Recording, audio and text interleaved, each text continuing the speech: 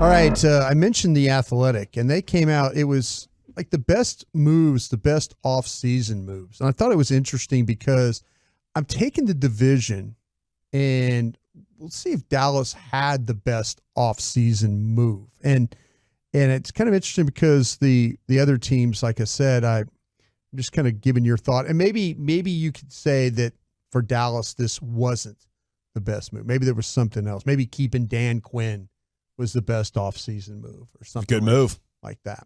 Good choice of moves to But yeah, pick John, from. John Machota, he's going to lead it off in the division here for the Cowboys. He's coming on with us, by the way, at 5:30 today. Let's go, John. The machine gun. The machine gun. Johnny Matches. My man is working like he was with Micah Parsons today.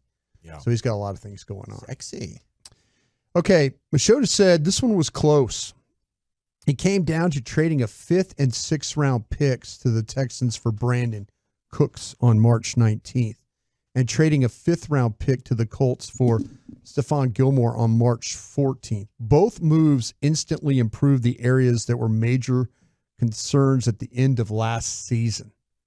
The Cooks addition gets the edge, however, because wide receiver was a bigger need. Cooks is 3 years younger, and he has 2 years left on his contract. Houston also agreed to pay $6 million of Cooks' guaranteed $18 million salary for 2023. Cooks also added much-needed speed to the Cowboys' offense, as he is expected to be a part of the starting wide receiver trio includes CeeDee Lamb and Michael Gallup. That was a good move. I think both him and Gilmore were good. I'm not sure which one was the best, but I think the Cowboys might have the two best moves in the division between those two guys.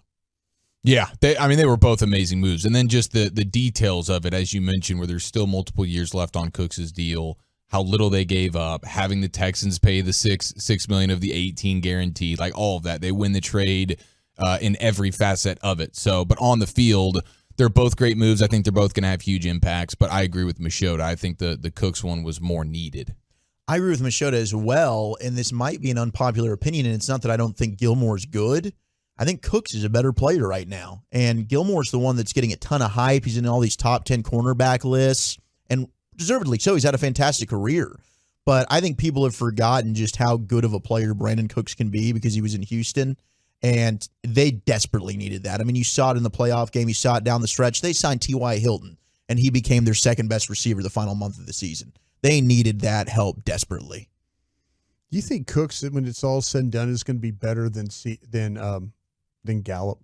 Yes. At the end of the year, are we going to look back and say Cooks is better than Gallup? Yeah. Yes. Yeah, I think we already know that. I think it would be a huge surprise if we feel differently than that. Dawson? Yeah, I think they'll have similar years. Kind of interested in that. I hope the best for Michael Gallup there.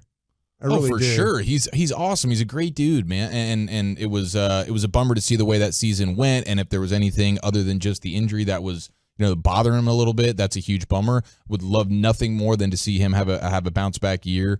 I know the relationship between him and Dak. Like he's a fun dude. He's a great guy. I can't wait to hopefully catch up with him at the on the tennis courts in Oxnard because he is that kind of dude and personality. But I'm not banking on it. And going in alphabetical order here, I have the Giants next. The Giants desperately needed and upgraded their receiving weapons after committing to Daniel Jones with uninspiring options in free agency and no assurance of landing a top receiver in the draft. They shifted their focus and traded for Darren Waller. Waller has the highest ceiling of any pass catcher to switch teams this season, with a 2-year run of one of the best tight ends in the league before getting sidetracked by injuries. Trading the 100 pick in the draft to the Raiders for Waller represents a low-risk, high-reward swing on a player who could transform the offense. Yeah, I mean, 19 and 20 for him. He did stuff that tight ends just don't do. And if he can get back to being that player, he's good enough to change the balance of power, to help them follow up on last year that was luck and actually do it with matchups. This time around, I think the Giants have a lot of potential on defense. And if Waller allows Jones to take a step up as a quarterback, then, that could be something that is unlocked. I don't know. It's been 2 years. It's sort of like Gallup. Gallup had the 1,100-yard year. I think that was in 2019. Since then, it's been disappointing due to injury. And every year that goes on that you don't get back there, eventually it was clear Dez ain't getting back to what he was. And it was 3 or 4 years after the fact that it finally hit us in the head. So, Gallup, Waller, which one can come back from injury and be that 1,000-yard plus player again? He's going to give his team a huge edge. Yeah, I think Brian Dable loves the 2 tight end sets, and so that's going to be something that's huge for them. They already have, Cody Bellinger? Yeah. Who's San Diego State. Solid young tight end for him. So I think that is, if Darren Waller's healthy, I think he is still a really good player, and they'll use him properly, and especially in the red zone, I think it'll be good for him.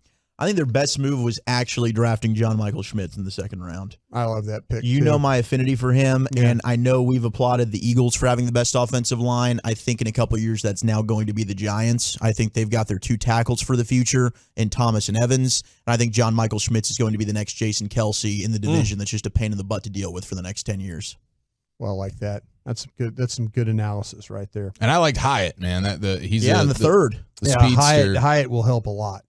The Eagles made some moves, such as drafting defensive tackle Jalen Carter and trading for DeAndre Swift, but nothing was more important than signing quarterback Jalen Hurts to a contract extension. That was their top offseason priority. Hurts emerged a bona fide franchise quarterback last season who finished second in the MVP voting and played perhaps his finest game on the biggest stage, the Super Bowl. The mega deal, which added 5 years and $255 million to his existing contract, briefly made Hurts the highest paid player in the NFL based on annual salary.